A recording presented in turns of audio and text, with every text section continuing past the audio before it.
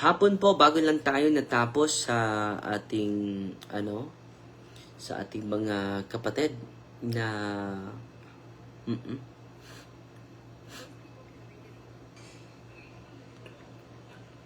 mga kapatid sa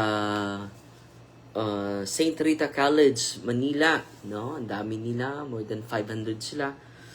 Kasama na yung mga madre, yung mga staff, teaching staff na nanood sa atin. Maraming salamat po ha. At grabe, gutom na gutom yung madre at mga kabataan sa katotohanan ng ating pananampalataya. At meron tayong katanungan mga kapatid na natanggap, no? Paulit-ulit niyang tinatanong ito ni Dave, no? Masturbation ba is a mortal sin, no? Ang sagot natin diyan, mga kapatid, hindi automatic po, no, na mortal sin, mga kapatid. So, dito tayo sa official na turo ng simbahan. Hindi ko po gagamitin yung sariling unawa ko. Dito tayo sa teaching ng simbahan. Meron ng teaching ang simbahan dito, no? Nandiyan sa CCC 2352. Kunin ko muna yung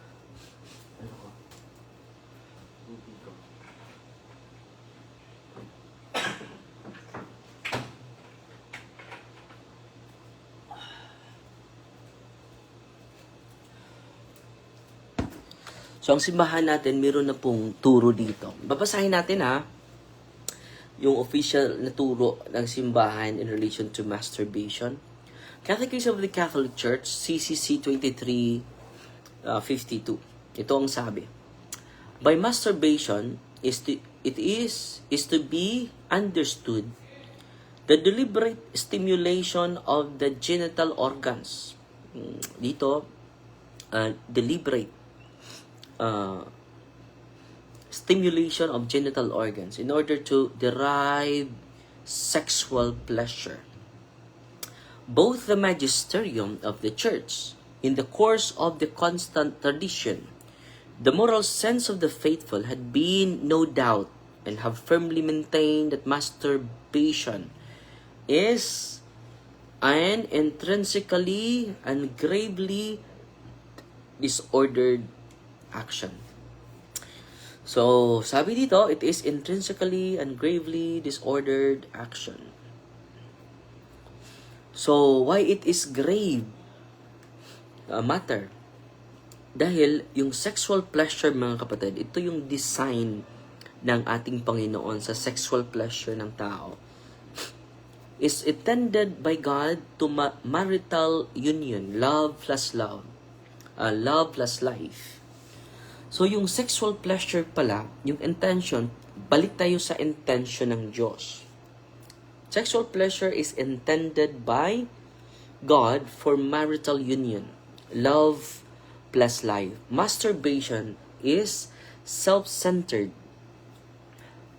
separates sexuality from self-giving love, closes the sexual act to life. It contradicts the purpose of sexuality. Yung sexuality natin, mga kapatid, ang intention ng Panginoon is sa pag-ibig at sa procreation. Pero sabi dito sa simbahan, yung masturbation, mga kapatid, self-centered. Pangalawa, separate sexuality from self-giving love.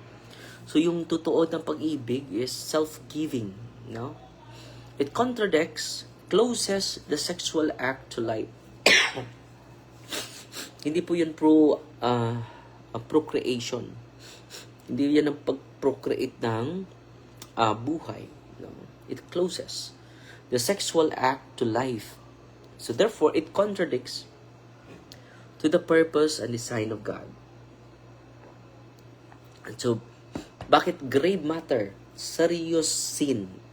Lalong-lalo na kung nalulong ang isang tao nito.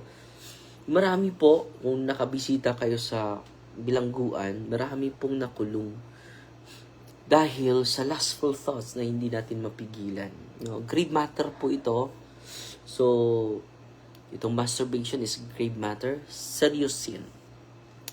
Pero hindi pa ito automatic mortal sin. Dahil yung mortal sin, may tatlong condition po yun. Grave matter, nauna yung grave matter, full consent, and full knowledge.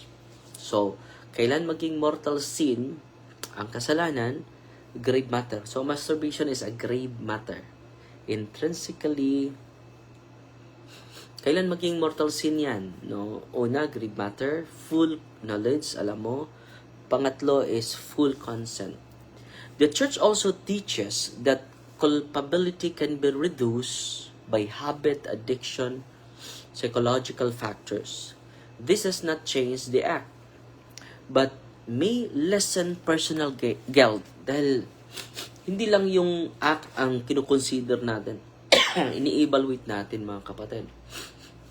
Example, yung bata, 6 years old, 7 years old, hindi pa siya, hindi pa hinug yung kaalaman niya, hindi pa full yung knowledge niya, di ba? This does not change the act, but may lessen personal guilt. Punta tayo sa Bible, ha? Dahil may nagtanong sa atin na pabalik-balik, so sasagutin ko na lang ito. At sinasagot ko na ito, no? So, inuulit niya. Baka hindi niya napakinggan yung sagot ko. So, itong modern term na po itong masturbation, ha? Pero, yung moral principle, malinaw na malinaw sa ibang, sa Bible. 1 Corinthians chapter 6, verses 18 to 20. Flee from sexual immorality. No? The body is not for immorality, but for the Lord. Glorify God in your body. So, yung ating katawan, ay, ito lang ang purpose nito is to glorify God. Sexual sin includes misuse of body. Yung katawan natin is misuse for pleasure. Apart from the purpose of God. So sabi ni Kristo dito sa Ebanghelyo, dito sa Ebanghelyo, para ma-reminded tayo. Ano sabi ni Kristo dito? Everyone who looks at a woman with lust has already committed adultery with her in his heart.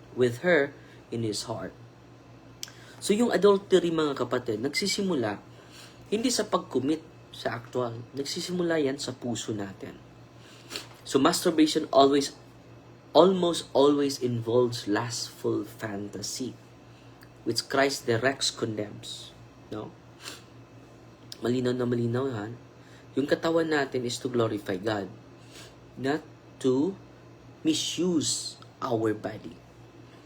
Sa Galatians chapter 5, verses 19 to 21, now the works of the flesh are obvious: sexual immorality, impurity, licentiousness, kahit nung gusto mo, anong desire mo, ganun. Those who do not do such things will not inherit the kingdom of God. Malinaw na malinaw yan, ha? Ito naman, Romans chapter 1, verse 24. Therefore God handed them over to impurity through the lust of their hearts, the mutual degradation of their bodies. So yan po. So yung kalaswaan natin, lust turns inward and degrades the body rather than honoring it. So, ang nangyari ngayon, dahil licentiousness, no? We follow our emotion, we follow our desire. So, ang nangyari, mga kapatid, so, marami nang nagkasakit nga HIV dito sa Bohol. Mag-ingat po kayo, ha? Yung mga party-party ninyo, mag-ingat po kayo, hindi nyo alam. Yung mga one-night stand, no? Delikado po yan. So, our lust, kapag hindi natin i-moderate, no, it degrades the body rather than honoring it. So, misuse of our body, mga kapatid. So, 1 Thessalonians chapter 4, verse 3 to 5. Basahin natin. This is the will of God, your sanctification, that you abstain from sexual immorality. So, broad po ito, no? that each of you know how to control his own body in holiness and honor, not in lustful passion. Malinaw na malinaw yan, ha. Dito naman tayo sa mga church fathers, mga kapatid. So itong sinasabi ko sa inyo, hindi ito sa akin, ha. It is from the church fathers, church teachings, dahil isa lang yung natin, guro, hindi si Father Darwin. Hindi po ako yung teacher ninyo, yung simbahan natin. Sabi ni St. Augustine, ito po, grabe yung suffering niya. Ang struggle niya sa lustful thing. Lust seeks pleasure without responsibility. No? And thus rebels against the order established by God. So yung kalaswaan natin, seeks pleasure. No? Party-party lang. No? Without responsibility. Yung maraming mga bata ngayon na walang ama. Dahil yung magulang na mahilig sa party-party. Na. So, yung kalaswaan natin, seeks only the pleasure without responsibility. Maraming mga bata ngayon na walang magulang. Pero huwag kayong mag-alala, patuloy lang. Iaalay natin sa ating bangon lang tayo, no? St. Augustine teaches that sexual pleasure separated from love and procreation is disordered. So, walang responsibility, disordered po. So, malinaw na malinaw yan, ha.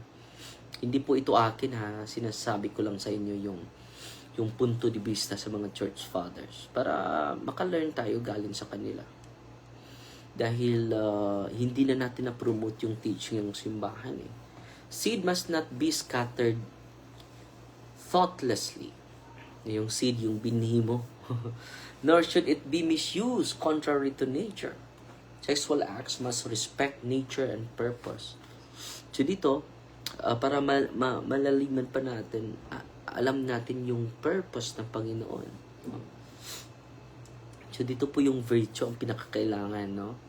So maraming nang nasakit ngayon dahil hindi sila nagsagawa ng temperance, the virtue of control, moderation. Maraming ng mga pamilyang nagiba. Maraming nang nagkasakit ng mga lalaki, gonorrhea, syphilis, no? HIV, AIDS, gano'n. So St. John Chrysostom, ang sabi ni St. John Chrysostom, ito sabi niya, not only adultery, but every misuse of sexuality corrupts the soul and darkens the mind. So, nangyari sa atin, corrupted our soul and then darkens the mind. So, yan ang rason na hindi na tayo makinig sa magulang natin. Yan ang rason hindi na tayo magpa-correct. Then we follow our emotion and never follow the objective truth. So, mas mabuti na tanong yan sa mga bata kanina, no? St. Thomas Aquinas, Doctor of the Church, sabi niya, any emission of seed apart from its natural end is a sin against nature. Dito, nakikita natin yung masturbation, no? Yung pagkuha sa binhi mo apart from its natural end is a sin against nature. Masturbation is classified under sin against chastity and nature. No? So, yung nature natin is innocence, chastity. No? So, yun ang hingi natin araw-araw na, Lord, make me pure, make me chaste every day.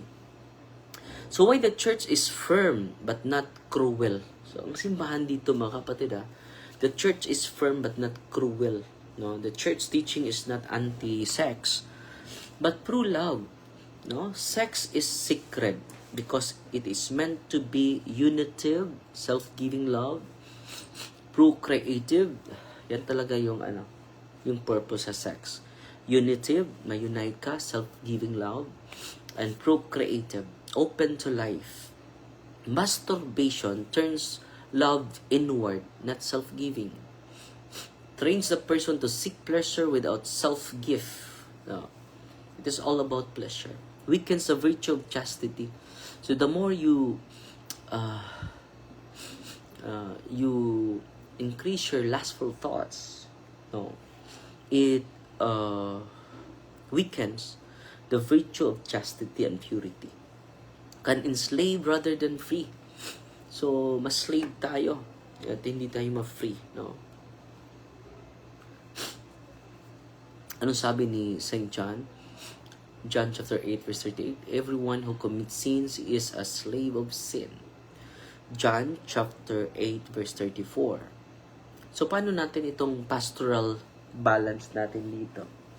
Is very important. The church teaches, kaya nga, sinasabi ko kanina, the church is firm but not cruel. Very essential po yun. The church is firm but not cruel. So, may pastoral balance. No? The church always teaches God is merciful. Struggle does not mean hypocrisy. Repeated confession plus effort. Ito repeated confession plus effort, growth in grace. So, take note confession plus effort. Even though it is a repeated confession. Plus effort, growth in grace. Anong sabi sa Proverbs chapter 24 verse 16? The righteous fall 7 times and rise again. So, huwag kang mawala ng pag-asa, And John chapter 1, 1 John chapter 1 verse 19, if we confess our sins, He is faithful and just to forgive. So, lagi lang siyang naghihintay sa atin, mga kapatid. So, yan lang po muna, At sana po ay natuto kayo sa sharing natin. Dahil tinatanong po tayo, sasagutin lang natin base po, hindi po sa personal ko na opinion, hindi din sa personal ko na reflection, nababatay talaga sa aral ng ating simbahan. Okay? So, Fighting Maria, tatak safety with a humble heart. In the name of the Father, and of the Son, and of the Holy Spirit. Amen. Our Father, who art in heaven, hallowed be the name, the kingdom come. The will be done on earth as it is in heaven. Give us this day our daily bread, and forgive us our trespasses, as we forgive those who trespass against us. And lead us not into temptation, but deliver us from evil. Amen. Hail Mary, full of grace, the Lord is with you. Blessed are you among women, and blessed is the fruit of the womb, Jesus. Holy Mary, Mother of God, pray for us sinners, now and the hour of death. Amen. In the name of the Father, the Son, the Holy Spirit. Amen. So, Fighting Maria, tatak safety with a humble heart po. God bless. So, magdasal kayo ng rosaryo, bago matulog, and then call your guardian angel, call Saint Michael, your patron saint, no? Call them. So, makatulong yan sa atin. God bless po. God bless po.